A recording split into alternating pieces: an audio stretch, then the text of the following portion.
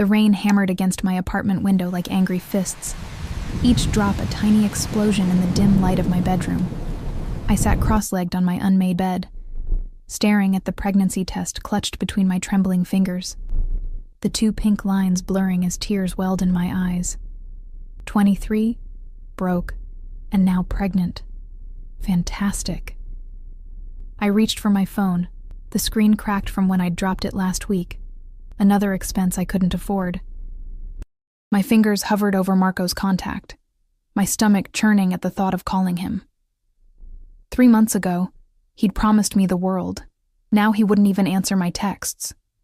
Typical. "Get it together, Ellie," I whispered to myself, my voice barely audible over the storm outside. I needed to tell someone, anyone, before the weight of this secret crushed me completely. I typed out a message, tears blurring my vision as my thumbs fumbled over the keyboard. "Marco, I know you don't want to talk to me anymore, but you need to know I'm pregnant. It's yours. Please don't ignore this. I'm scared." I hit send before I could change my mind, then tossed my phone aside and buried my face in my hands. The apartment felt smaller than usual, the walls closing in with each passing second. I'd been living in this shoebox since moving to New York 2 years ago, chasing dreams that now seemed laughably distant. The waitressing job at Rosetta's barely covered rent, let alone the expenses of a baby. My phone buzzed, startling me from my spiral of despair. That was fast, suspiciously fast for someone who'd been ghosting me for weeks. I grabbed it, heart pounding against my ribs. "Who is this?" I blinked at the screen. 3 simple words, but they sent a chill down my spine. I checked the number again, and my stomach dropped. The area code was right, but the last 2 digits were transposed. I'd texted a complete stranger. "I'm so sorry." "Wrong number." I typed quickly, mortification heating my cheeks. 3 dots appeared immediately, pulsing as the stranger typed their response. "You're pregnant and alone?" I hesitated, my thumb hovering over the screen. Something about the directness of the question made me pause. "Yes, but that's not your problem. Sorry to bother you. Where are you?" The question felt invasive, almost threatening. I shouldn't answer. I absolutely shouldn't answer. "Why do you want to know?" "Because I'm sending someone to get you." I nearly dropped my phone. "What?" "No. I don't even know you. You don't need to know me. You need help." The assertion was so confident, so matter-of-fact, that for a moment I couldn't think of a response. "I'm fine," I lied. "You're not fine. You're pregnant and crying in a storm. Where are you?" A shiver ran through me. How did they know about the storm? Then I realized it must be raining wherever they were, too. Still, the accuracy of the assessment was unsettling. "Look, I appreciate the concern, but I'm not giving my address to a stranger." "Smart girl. Give me the cross streets then. A car will be there in 20 minutes. I laughed incredulously at my phone. "Are you serious? I'm not getting in a random car sent by a wrong number. The car is a black Lincoln with a driver named Anton. You'll be safe." My breathing quickened. Who was this person, commanding luxury vehicles with such ease? "Why would you help me? You don't even know me. Let's just say I have a vested interest in the welfare of mothers and children." I stared at those words for a long time, rain still beating against my window like a desperate plea. My hand instinctively moved to my still flat stomach. The weight of my situation crashed over me again. No money, no support, no plan. But accepting help from a stranger was insane, wasn't it? My phone buzzed again. "I won't ask again. The offer expires in 5 minutes." Something in the finality of that message pushed me to respond. Maybe it was desperation, maybe temporary insanity. I typed my cross streets before I could overthink it. "Good. Anton will be in a black Lincoln. He'll be holding a white card with E on it. Text me when you're in the car." 20 minutes later, I stood under the awning of my building, clutching my threadbare coat around me. The rain had eased to a miserable drizzle, coating the streets with a slick sheen that reflected the neon signs and streetlights. I'd changed into my least worn-out jeans and a sweater that didn't have any visible holes, thrown some essentials into my purse, and texted my roommate that I wouldn't be home tonight. What was I doing? This was how people disappeared, never to be seen again. A sleek black Lincoln pulled up precisely at the time promised, its tires hissing against the wet pavement. The windows were tinted, revealing nothing of the interior. The driver's door opened, and a mountain of a man emerged, dressed in an immaculate black suit. His face was all hard angles, weathered by age, and what I could only imagine were difficult experiences. In his gloved hand, he held a white card with a simple, elegant E written on it. "Miss Eleanor?" His voice was surprisingly gentle for someone so imposing. I nodded, clutching my purse tighter. "How do you know my name?" "I never told them my name." A ghost of a smile touched his lips. "Mr. Vartanian knows many things. Please come out of the rain. Mr. Vartanian." Even the name sounded expensive, dangerous. My feet remained rooted to the spot as Anton opened the rear door, revealing a leather interior that probably cost more than 6 months of my rent. "Miss Eleanor, you are safe. Mr. Vartanian values discretion and comfort, please." He gestured toward the open door with a courtly nod. The sensible part of my brain screamed at me to turn around, to run back upstairs to my depressing apartment and figure things out on my own. But another part, the part that was bone-tired, scared, and so desperately alone, pushed me forward. As I slid into the back seat, the smell of rich leather and subtle cologne enveloped me. The interior was warm, a blessed relief from the chill that had seeped into my bones. A small bar was built into one side, crystal decanters filled with amber liquid catching the light from outside. On the opposite seat lay a cashmere blanket, neatly folded. Anton closed the door with a soft thud, sealing me into this cocoon of luxury. I watched through the window as he returned to the driver's seat, his movements precise and economical. "Where are we going?" I asked as he started the engine. "Mr. Vartanian's residence in Manhattan," he replied, his eyes meeting mine briefly in the rearview mirror. "He's expecting you." I pulled out my phone with shaking hands. "I'm in the car." "Where are you taking me?"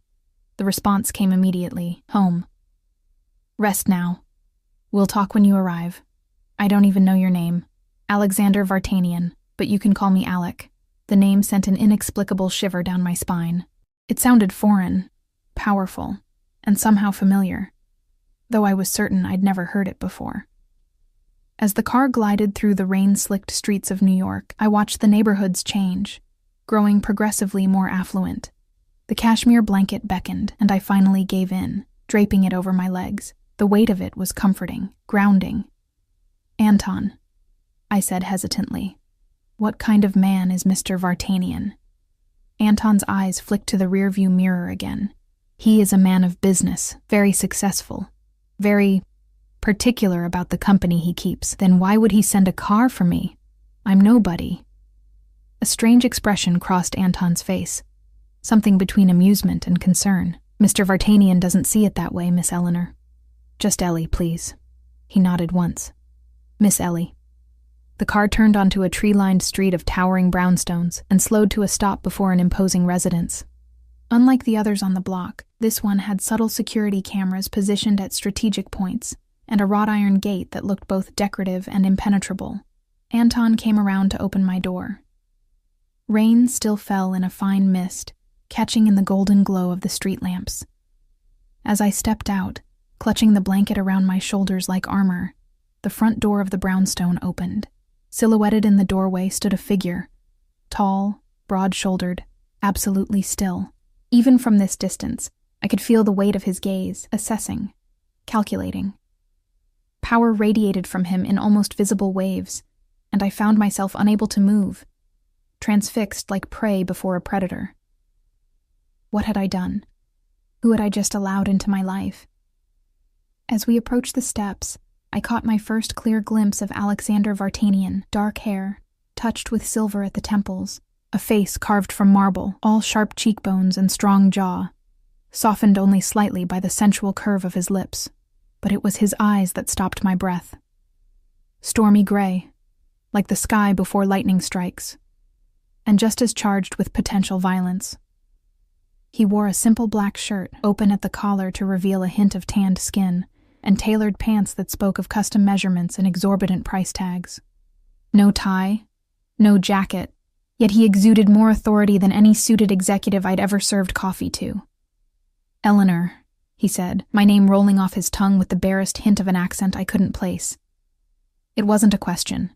Just Ellie. I managed to whisper, my voice betraying me. His lips curved slightly. Ellie, then. Come inside before you catch cold. We have much to discuss. I crossed the threshold, the warmth of the house washing over me, along with the distinct feeling that I was stepping into a beautiful, gilded cage, one I might never find my way out of. Block 2. The foyer of Alexander Vartanian's home gleamed with old money and quiet power. Marble floors stretched beneath my worn sneakers, making me acutely aware of how out of place I was. Crystal chandeliers cast a warm glow over artwork that looked like it belonged in museums, not private residences. Everything whispered of wealth so ingrained that it didn't need to announce itself. Your coat, Alex said, extending his hand.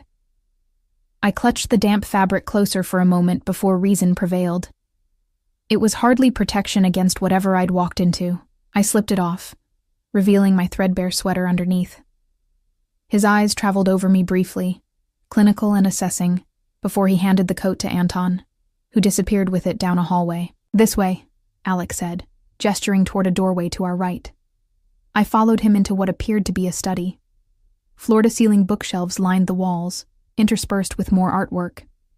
A massive desk dominated one end of the room, its surface clear, except for a closed laptop and a crystal tumbler half-filled with amber liquid. A fire crackled in a marble fireplace, casting dancing shadows across the rich oriental carpet. Sit, he instructed, indicating a leather armchair positioned near the fire. The chair enveloped me like an embrace, the leather butter soft against my skin. The warmth of the fire began to thaw the chill that had settled in my bones, a chill born of more than just the rain. Alec moved to a sidebar and poured something into a glass. Water, he explained, bringing it to me. You should stay hydrated. I accepted it wordlessly, our fingers brushing in the exchange. His were warm, steady. Mine trembled slightly. He noticed. Of course he noticed, but said nothing. Instead, he took the chair opposite mine, leaning forward with his elbows on his knees, hands clasped before him. A heavy silver ring gleamed on his right hand, bearing some sort of crest I couldn't make out. So, he said, his voice low and measured, you're pregnant. The father has abandoned you. You have limited resources. Have I summarized correctly? The bluntness of his assessment made me flinch. Yes, I admitted, then lifted my chin slightly, but I'll figure it out. I always do. A flicker of something, approval perhaps, crossed his face. I don't doubt your resilience, Ellie, but everyone needs help sometimes. Not from strangers who could be anyone. I hesitated, then decided to be direct. Who are you exactly? Why would you care about my situation? Alec leaned back in his chair, studying me with those storm cloud eyes. I'm a businessman with diverse interests. Import, export, primarily, though I have investments in real estate, hospitality, and several other sectors. It was a non-answer, polished to a high shine. I'd worked in enough restaurants to recognize when wealthy patrons were being deliberately vague about their occupations. And why you're helping me? I pressed. His gaze intensified. Let's just say I have a personal interest in ensuring children and their mothers are protected. There was something in his tone, a subtle edge of pain perhaps, that made me hesitate to push further. Instead, I sipped my water, using the moment to collect my thoughts. What does this help entail, exactly? I finally asked. I appreciate the ride out of the rain, but... A place to stay, he interrupted smoothly. Medical care for you and the child. Financial support until you're on your feet. A job, if you want one, in one of my businesses. I nearly choked on my water. That's excessive for a wrong number text. Is it? One dark eyebrow arched elegantly. Tell me, Ellie, what were your plans before you mistakenly texted me? The question stung, because I had no good answer. I'd been too consumed by panic to form anything resembling a plan. I don't know, I admitted, hating how small my voice sounded. Find a way to make it work, I guess.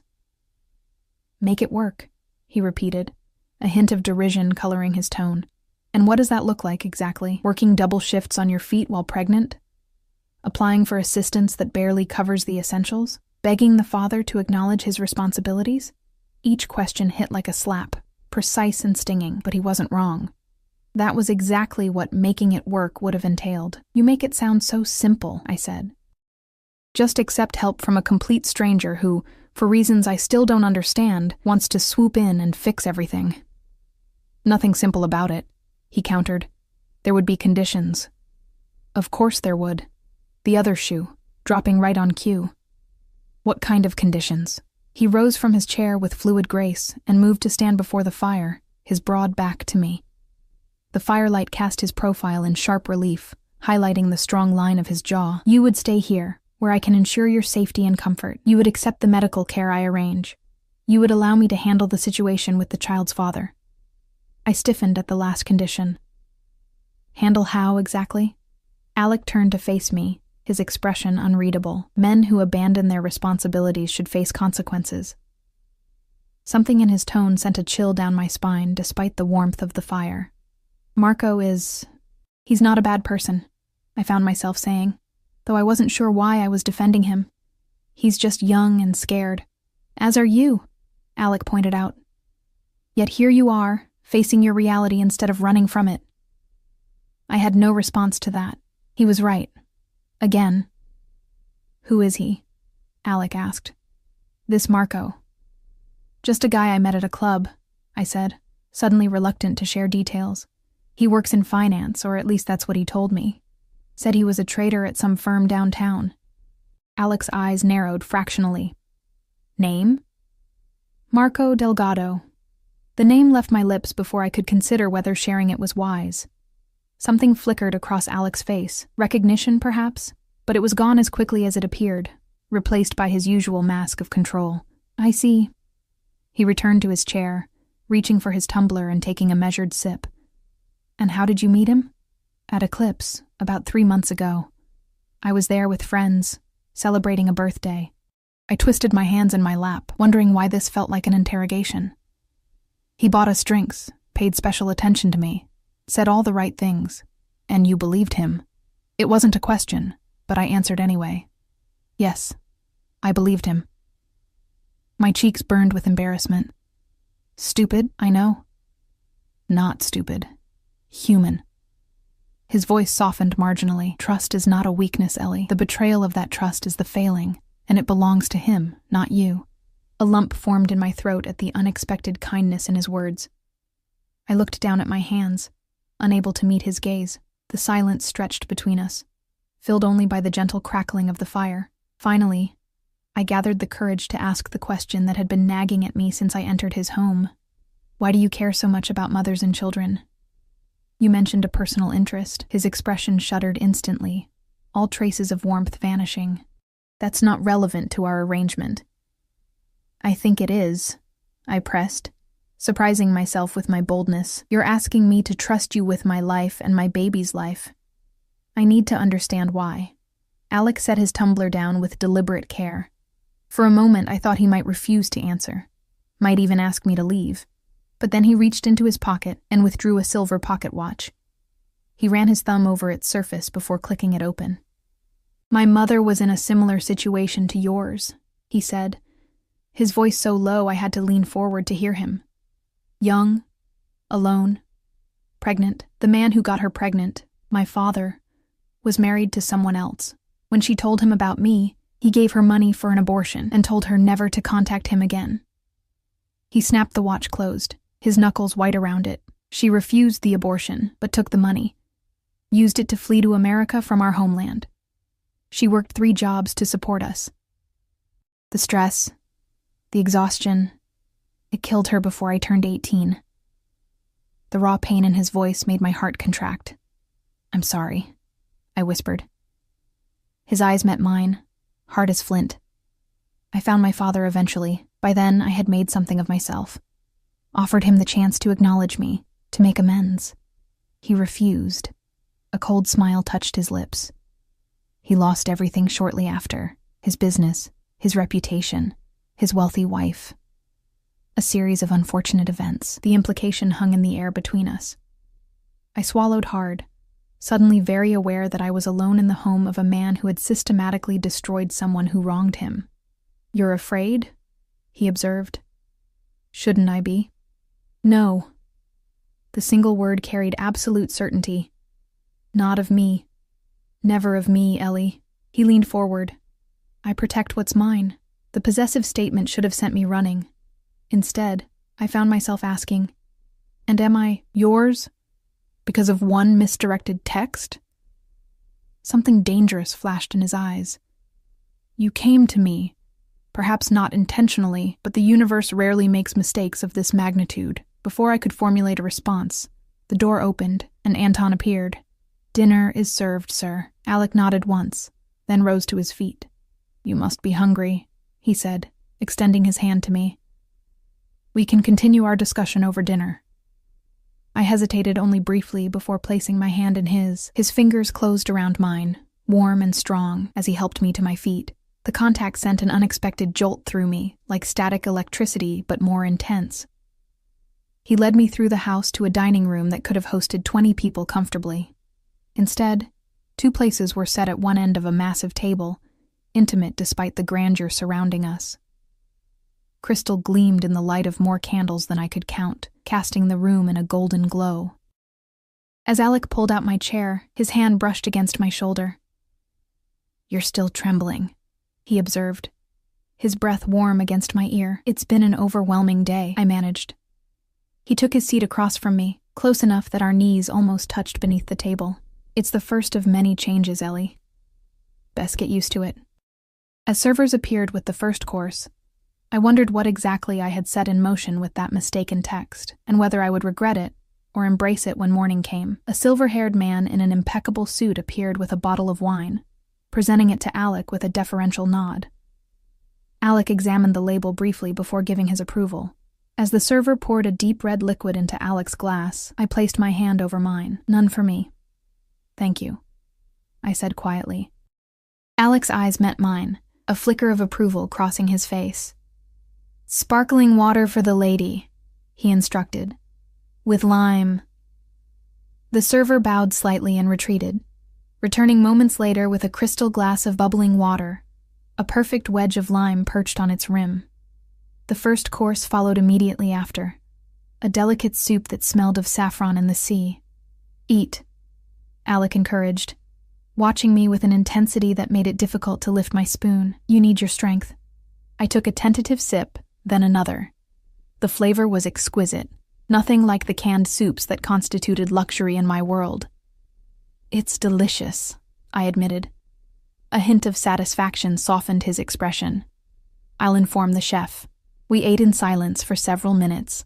The only sounds, the gentle clink of silver against fine china and the distant murmur of staff moving efficiently through the house. I was acutely aware of Alec's gaze, returning to me between measured bites of his own meal. "You have questions," he finally said, setting down his spoon. It wasn't a question. I nodded, gathering my courage. "This arrangement you're proposing, how long would it last?" "Until you no longer need it," he replied smoothly. "I have no interest in creating dependency, Ellie. Only in ensuring your well-being, and that of your child." "And after the baby is born, what then?" Something flashed in his eyes. Possessiveness, perhaps? That would depend on several factors. Such as? Such as whether the father decides to claim his responsibilities. His voice hardened subtly. "And whether you wish to remain under my protection." Protection. The word hung between us, laden with implications I wasn't ready to examine. "You make it sound like I'm in danger." Alec took a deliberate sip of his wine before responding. "A young woman alone in this city, with a child and limited resources? Yes, Ellie, you are in danger. Perhaps not immediate physical danger, but the slow violence of poverty, of desperation, of having to make choices no mother should face." His assessment, delivered in that calm, measured tone, cut straight through my defenses. It was the truth, unvarnished and stark. The server returned to clear our soup bowls, replacing them with a second course. Sea bass on a bed of risotto, garnished with herbs I couldn't identify. The presentation was artistic, the portions small but perfect. "Tell me about yourself," Alec said, as we began the second course. "Beyond the circumstances that brought you to my door." I hesitated, fork suspended midair. "What do you want to know?" "Everything." The word was simple, direct, yet weighted with an intensity that made my breath catch. "But let's start with what brought you to New York." I set my fork down, buying time to organize my thoughts. "I grew up in a small town in Ohio, the kind where everyone knows your business before you do. My parents..." I paused, old pain surfacing. "They died in a car accident when I was 17. I lived with my aunt until I turned 18, then came to New York for college." "What did you study?" "Literature and creative writing," I admitted, then gave a self-deprecating smile. "Not the most practical choice, as my aunt reminded me constantly." "Art rarely is practical," Alec observed, "yet it sustains the soul in ways practicality cannot." The unexpected response caught me off guard. I'd grown accustomed to defending my educational choices to practically minded critics. "Did you finish your degree?" he asked. I looked down at my plate. "No. The scholarship covered the first 2 years, but then, well, New York is expensive, and books don't buy themselves. So you left school to work?" "At Rosetta's," I confirmed. "It's an Italian place in the village. The tips are decent, and the manager lets me pick up extra shifts when I need them." Alec's expression darkened slightly. "And you've been there since? Almost 2 years now. Writing in your spare time?" I blinked, surprised by his perceptiveness. "How did you know?" The ghost of a smile touched his lips. "You wouldn't have studied it if it wasn't important to you. And you strike me as someone who doesn't abandon what matters easily." The assessment was so accurate that I felt momentarily exposed, as if he'd glimpsed some private part of me. "Yes, I write. Nothing published. Just stories I need to tell. I'd like to read them sometime." The simple statement, delivered without pressure or expectation, brought a flush to my cheeks. "They're not very good." "I'll be the judge of that," he replied, his tone brooking no argument.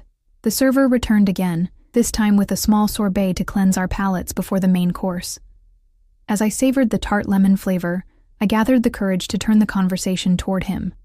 "What about you?" I asked.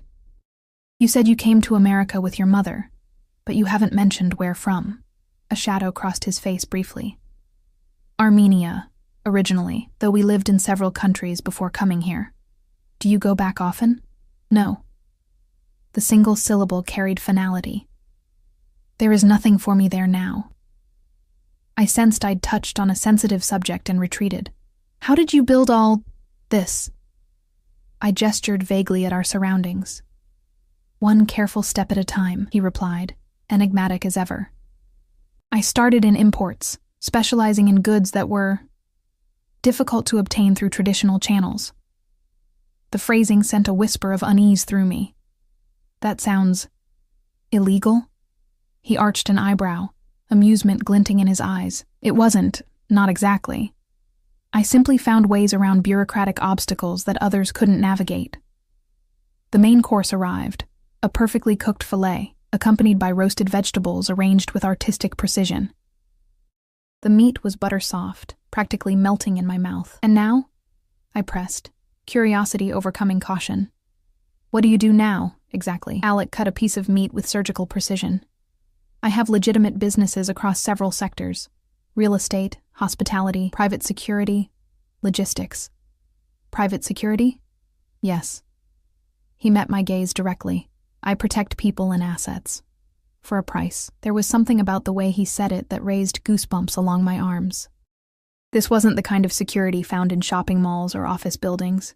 This was something altogether more dangerous. "You're afraid again," he observed, setting down his knife and fork.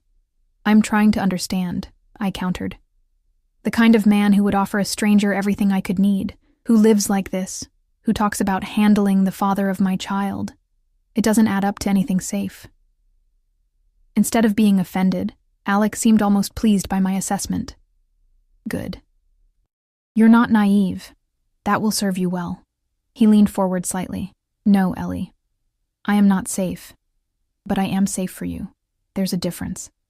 A shiver ran down my spine, not entirely from fear. "Why?"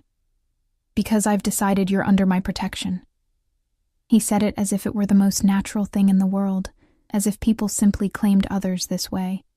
No one will harm you or your child while I draw breath. The absolute conviction in his voice should have frightened me. Instead, I felt something else. A warmth spreading through my chest, the first tendrils of security I'd felt since seeing those 2 pink lines on the pregnancy test. "Does that mean you've decided to accept my offer?" he asked, watching me intently. I hesitated, aware that whatever I said next would irrevocably change the course of my life. "I need time to think." He nodded once, as if he'd expected nothing less. "Of course. Take tonight. Rest. We'll discuss it further in the morning." The remainder of dinner passed in relative silence, punctuated only by the arrival of dessert, a chocolate confection so rich and decadent that I could only manage a few bites before surrendering. Throughout, I felt Alec's gaze on me, assessing, contemplating. When we finished, he rose and extended his hand to me once more. "Come, I'll show you to your room." I placed my hand in his, allowing him to lead me through the labyrinth of his home. We ascended a sweeping staircase to the 2nd floor, where he guided me down a hallway lined with more artwork, these pieces darker, more visceral than those in the public spaces below. He stopped before a door at the end of the hall, producing a key from his pocket. "This will be yours for as long as you stay," he said, unlocking the door and pushing it open. The room beyond was larger than my entire apartment, dominated by a 4-poster bed, draped in cream-colored silk. A fireplace crackled along one wall, while floor-to-ceiling windows along another revealed the twinkling lights of the city beyond. A sitting area with plush armchairs, a writing desk equipped with an expensive-looking laptop, and a door that presumably led to a private bathroom completed the space. "My room is there," Alec said, indicating a door at the opposite end of the hallway. "If you need anything during the night, the proximity should have unsettled me." Instead, I found it oddly reassuring. "Your things have been brought up," he continued, gesturing to my worn duffel bag, looking woefully out of place on a luggage rack of polished wood.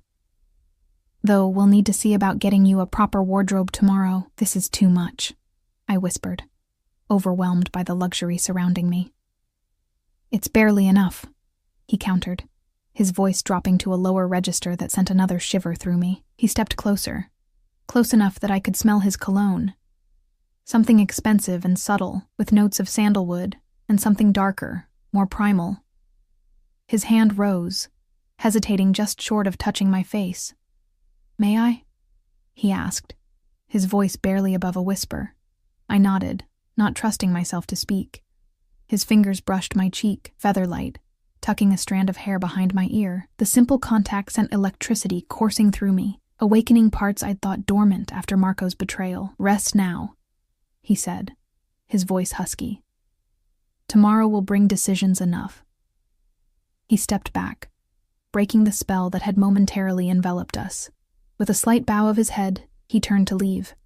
"Alec," I called after him, surprising myself. He paused in the doorway, looking back at me over his shoulder. "Yes?" "Thank you," I said simply. "For everything." Something softened in his expression, a glimpse of the man beneath the power and control. "You're welcome, Ellie." As the door closed behind him, I sank onto the edge of the bed, my legs suddenly unable to support me. What was happening to me? How had one mistaken text message led to this moment, this place, this man? I moved to the window, gazing out at the city that had both broken and remade me so many times already. Somewhere out there was my old life. The cramped apartment, the double shifts, the constant worry about making rent. And here, within these walls, was the promise of something else entirely. Safety, security. But at what cost? As I turned away from the window, my gaze fell on a small box on the nightstand that I hadn't noticed before. Inside was a new phone, sleek, expensive, clearly top of the line. A note in bold, masculine handwriting lay beneath it, for emergencies. "My number is programmed in. Sleep well, E." I picked up the phone, weighing it in my hand. It represented everything about this situation. A gift that was also, perhaps, a gilded chain, protection that might also be a cage. As I prepared for bed in a bathroom larger than my entire kitchen at home, using products whose names I could barely pronounce, I wondered what Marco would think if he could see me now, the woman he'd discarded so easily, now ensconced in luxury beyond his imagining. The thought brought a small, bitter smile to my lips. Perhaps there was justice in the world after all. I slipped between sheets softer than anything I'd ever felt, my body sinking into the mattress as if it were made for me alone. Despite the tumult of emotions swirling within me, exhaustion claimed me quickly, pulling me into dreams filled with storm-gray eyes and promises whispered in the dark. Morning light filtered through gossamer curtains, casting the unfamiliar room in a golden glow. For a moment I lay disoriented, my mind struggling to reconcile the luxurious surroundings with my last memories of falling asleep. Then it all came rushing back, the pregnancy test, the misdirected text, the mysterious man who had swept me into his world with terrifying ease. A soft knock at the door pulled me from my thoughts. I sat up, clutching the silken sheets to my chest. Yes? The door opened slightly, and a young woman in a crisp uniform peered in. Good morning, Miss Eleanor, Mr. Vartanian asked me to inform you that breakfast will be served on the terrace in half an hour, if you're feeling up to it. Thank you, I managed, still groggy from sleep. I'll be there. She nodded, then hesitated. There are fresh clothes in the closet that might fit you. Mr. Vartanian had them delivered early this morning, and the bathroom is stocked with everything you might need. Before I could respond, she slipped away, closing the door softly behind her. I sat frozen for a moment, processing this new information. He'd had clothes delivered overnight? Just how extensive was his network of influence? Curiosity drove me from the bed to the walk-in closet, where I found not just a few items but an entire wardrobe, dresses, jeans, sweaters, even shoes in what appeared to be my exact size. Each piece still bore tags from high-end boutiques, the prices making me dizzy. I selected the simplest outfit I could find, dark jeans and a soft cashmere sweater in a muted blue, and made my way to the bathroom. 30 minutes later, freshly showered and dressed in clothes that probably cost more than a month's rent, I stood before the mirror, barely recognizing myself. The woman staring back at me looked polished, put together, like she belonged in this house of wealth and power. But her eyes betrayed her, wide and uncertain, harboring questions that had kept her tossing and turning through the night. Following the directions the maid had provided, I made my way through the house to a set of French doors that opened onto a stone terrace overlooking a meticulously landscaped garden. Despite being in the heart of Manhattan, the space felt secluded, private, sheltered from the chaos of the city by high walls covered in trailing ivy. Alex stood at the edge of the terrace, his back to me, hands clasped behind him as he surveyed his domain. He wore dark trousers and a light sweater that did nothing to diminish the powerful lines of his shoulders. Even in this relaxed setting, tension coiled within him like a predator at rest, dangerous, alert, ready. As if sensing my presence, he turned. His eyes traveled over me, taking in the clothes he'd provided, lingering on my face. Something flickered in his expression. Satisfaction, perhaps, or approval. You look rested, he said by way of greeting. The clothes fit well. I resisted the urge to fidget under his scrutiny. Yes, thank you. Though it wasn't necessary to, it was entirely necessary, he interrupted smoothly. Please sit. The coffee is fresh. He guided me to a table set for two, pulling out my chair with old-world courtesy. A spread of fresh fruit, pastries, and more substantial breakfast fare awaited, along with a carafe of coffee that filled the air with its rich aroma. I wasn't sure what you might prefer, Alec explained, taking his seat across from me. So I had the chef prepare a variety. It's too much, I said, overwhelmed yet again by his extravagance. You'll need to adjust your definition of too much, Ellie. A hint of amusement colored his tone. At least while you're under my roof. Under his roof. The phrase hung between us, reminding me that I had yet to make my decision. I reached for the coffee, buying time as I poured a cup. About that. You've had time to consider my offer, he said, his gaze intent. What have you decided? I set the coffee down, gathering my courage. Before I answer, I need to know something. Last night you mentioned handling Marco.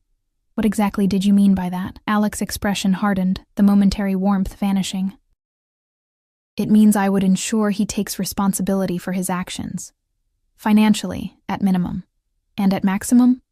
His lips curved in a smile that didn't reach his eyes. That would depend on his response to the minimum.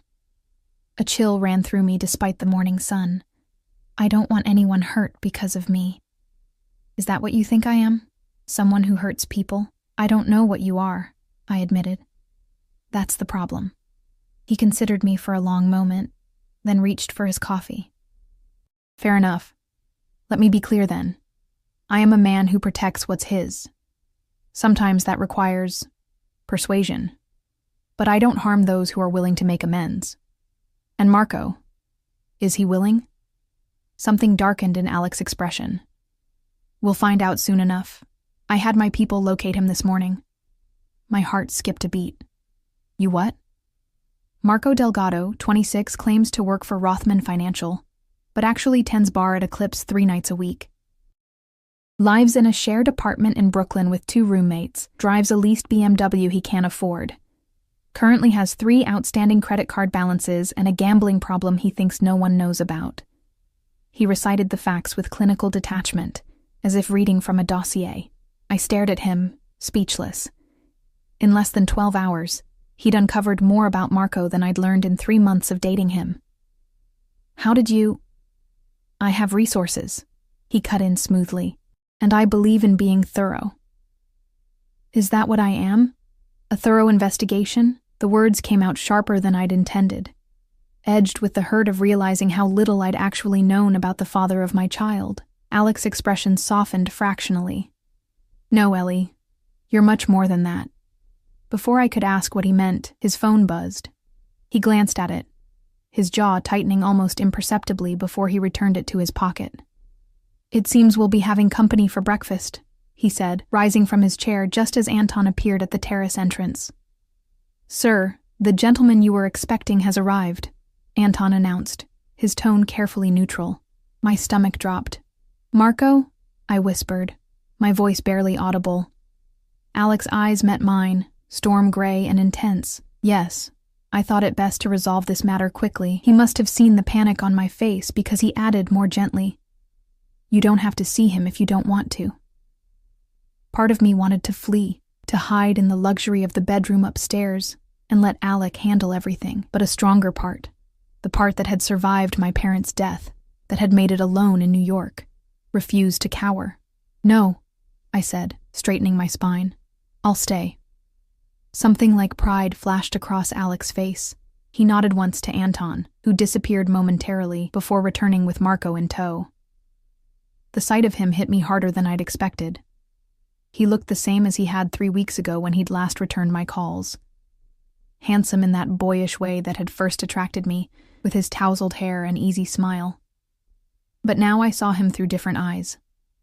His designer clothes that I'd once thought spoke of success now seemed like the costume they were.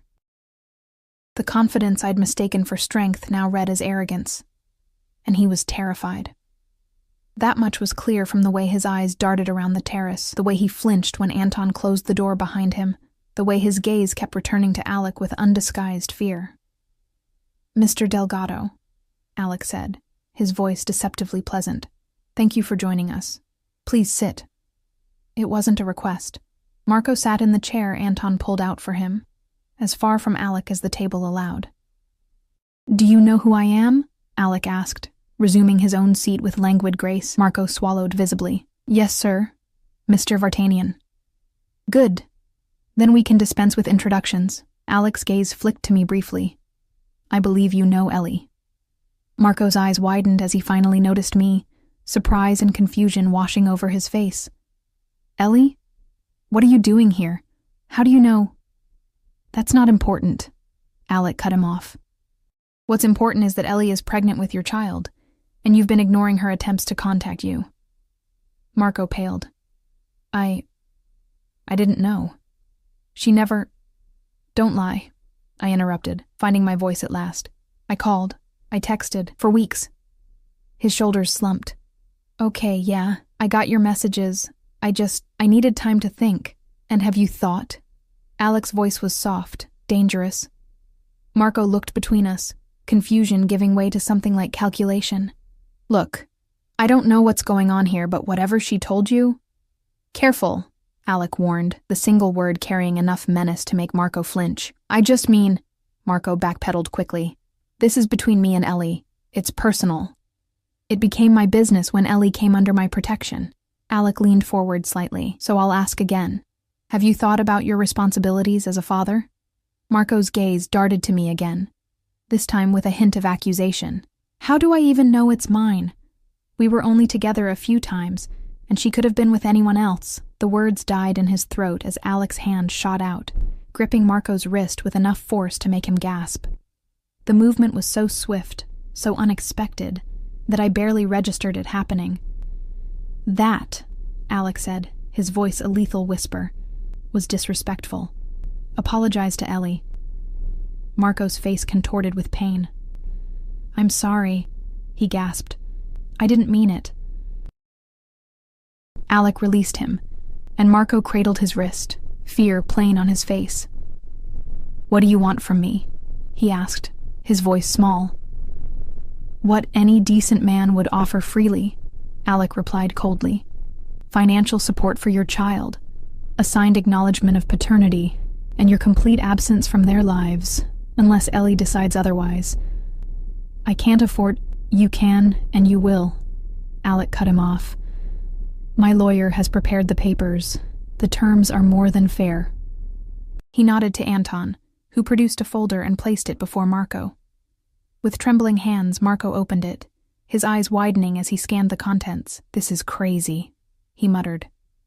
I don't make this kind of money. You will, Alec assured him. I've arranged a position for you at Rothman Financial. A real one, not the fiction you've been telling women at clubs. The salary will more than cover your obligations. Marco's head snapped up. You got me a job? I'm investing in your future, Mr. Delgado. And by extension, in the future of Ellie's child. Alec's smile was all teeth. Of course. Should you fail to meet your obligations, the position will be terminated, as will certain other opportunities in this city. The threat wasn't subtle. Marco stared at Alec for a long moment, then back at the papers. Slowly, realization dawned on his face. This wasn't a negotiation. It was a command performance with only one acceptable outcome. Can I have some time to think about it? He asked weakly. No. Alec's response was immediate and final. You sign now, or you leave New York tonight. Permanently. Marco looked at me, a plea in his eyes. Ellie, this is insane. Who is this guy to you? Why are you letting him do this? I met his gaze steadily, feeling a strange sense of calm wash over me. He's someone who stepped up when you stepped away. That's all you need to know. Marco's face fell. He looked back at the papers, then at Alec, whose expression remained impassive. Finally, with a defeated sigh, he reached for the pen Anton silently offered. Where do I sign? He asked. Alec indicated several places in the document. Marco signed each one without further protest. His shoulders slumped in resignation. Smart decision, Alec said when he finished. You'll report to Rothman on Monday morning. Anton will give you the details on your way out. Marco nodded numbly, rising to his feet when Anton placed a hand on his shoulder. At the terrace door, he paused, looking back at me one last time. I'm sorry, Ellie. I really am. I said nothing, watching as Anton led him away. When the door closed behind them, silence fell over the terrace, broken only by the distant sounds of the city and the gentle rustle of leaves in the garden below. Are you all right? Alec asked, his voice softer now. I released a breath I hadn't realized I'd been holding. Yes. No. I don't know. I looked up at him, searching his face.